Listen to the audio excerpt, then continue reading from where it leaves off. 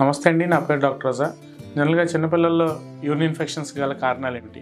So urine infections అనగానే పెద్దవాళ్ళలోనే ఎక్కువగా మనం ప్రాబ్లమ్‌ని తీసుకుంటూ ఉంటాం. సో అలాగా కాకుండా చిన్నపిల్లల్లో కూడా ఈరోజు మన డే టు డే ప్రాక్టీస్‌లో చిన్నపిల్లల్లో కూడా యూరిన్ ఇన్ఫెక్షన్స్‌తో బాధపడుతున్న వాళ్ళు మన క్లినిక్‌కి వస్తున్నారు. సో ముఖ్యంగా యూరిన్ ఇన్ఫెక్షన్స్ రావడానికి గల కారణం ఏంటంటే వీళ్ళు అవర్స్ టుగెదర్ వాష్రూమ్స్కి వెళ్ళకుండా, యూరినల్స్కి వెళ్ళకుండా అలా కూర్చుండిపోతూ ఉంటారు. సో వెళ్ళటానికి బద్ధకం, లేదంటే ఆ చేతిలో మొబైల్ పట్టుకుని అదే చూస్తూ కూర్చోవటం, లేదంటే వాళ్ళ ఇష్టమైన ఆటల్లో అలా కూర్చుని, లేదంటే మెయిన్గా వెళ్ళటానికి బద్ధకం.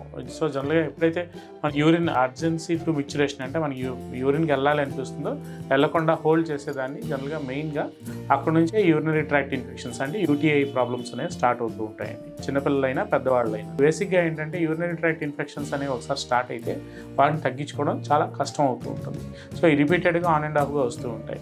సో ఒకసారి యూరినరీ ట్రాక్ట్ ఇన్ఫెక్షన్స్ వచ్చినాయి అంటే over the period of time గ్రాడ్యువల్గా ఫీవర్స్ రావటం, ఆన్ అండ్ ఆఫ్గా చాలా ఇరిటబుల్గా ఉండటం జనరల్గా జరుగుతూ ఉంటాయండి. సో ఈ కాంప్లికేషన్స్ మనం కొని తెచ్చుకోకుండా బేసిక్గా యూరిన్ అనేది మనం పేరెంట్స్గా అదే చిన్నపిల్లలు ఇంట్లో ఉంటే వాళ్ళకి గుర్తు చేయాల్సిన అవసరం ఎంతైనా ఉంటుంది. అంటే 2 అవర్స్కి ఒకసారో లేదంటే ఒక 1.5 అవర్కో 2 అవర్స్ గ్యాప్తో వాష్రూమ్కి వెళ్ళమని ఒక అలవాటు చేయడం కానీ, లేదంటే వాళ్ళకి మనం గుర్తు చేయడం కానీ చేయాల్సిన అవసరం ఎంతైనా ఉంటుంది. సో దీంట్లో ఏంటంటే మెయిన్గా ఒకసారి యూరినరీ ఇన్ఫెక్షన్స్ అనేవి స్టార్ట్ అయిన తర్వాత అసలు వాళ్ళకి చెప్పుకోవడానికి కూడా కొంతమందికి పిల్లలకి కష్టం అవుతూ ఉంటుంది. ఎందుకంటే యూరిన్ పోసేటప్పుడు మంట కానీ, లేదంటే యూరిన్ పోసేటప్పుడు ఇరిటేషన్ కానీ, పెయిన్ కానీ కొంతమంది పిల్లల్లో సహజ లక్షణాలుగా కనిపిస్తూ ఉంటాయి. సో వాళ్ళకి అర్థం అవుతుంది ఏం జరుగుతుందో ఏంటో. దానివల్ల ఏడవటం కానీ, దానివల్ల ఫీవర్ రావటం, డల్ అయిపోవటం అనేది చాలా జనరల్గా డే టు డే ప్రాక్టీస్లో అందరి ఇళ్లల్లో మనకి కామన్గా జరుగుతూనే ఉంటాయి చిన్నపిల్లలు ఉంటే కనుక. సో ఇట్లాంటి కండిషన్స్కి ఏంటంటే మనం యాజ్ ఏ పేరెంట్స్గా మెయిన్గా వాళ్ళకి నేను ఇందాక చెప్పినట్టు వాళ్ళకి రిమైండర్ కాల్ అనేది పెట్టి 2 అవర్స్ 3 అవర్స్ ఒకసారైనా వాళ్ళకి వాష్రూమ్ పంపించాల్సిన బాధ్యత అనేది యాజ్ ఏ పేరెంట్స్గా మన మీద ఉంటూ ఉంటుంది.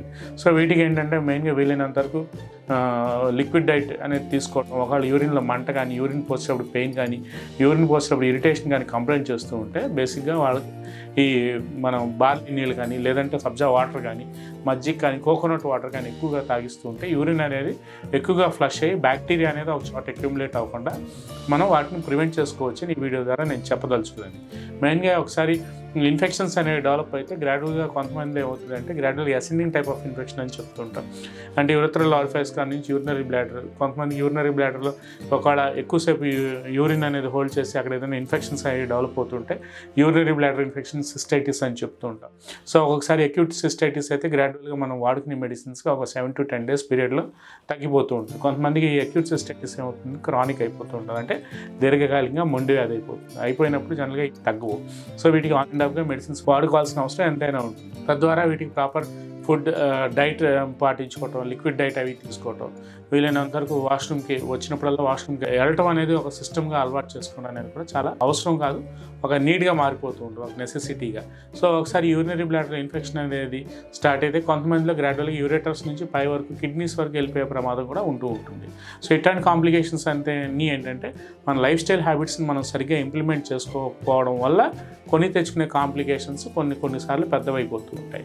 సో ఇట్లాంటి వాటికి బారిన పడకుండా over the period of time గ్రాడ్యువల్గా మన కేర్ అనేది మనం తీసుకుంటూ వీటికి మనం జాగ్రత్తగా సిస్టమ్ ప్రకారంగా మనం అలవాటుగా మార్చుకుని వాష్రూమ్కి వచ్చినప్పుడల్లా చిన్నపిల్లలు ఒకళ్ళు ఇళ్లలో ఉంటే యూరినల్స్కి పంపించాల్సిన బాధ్యత అనేది వాళ్ళ పేరెంట్స్ మీద ఎంతైనా ఆధారపడి ఉంటుంది.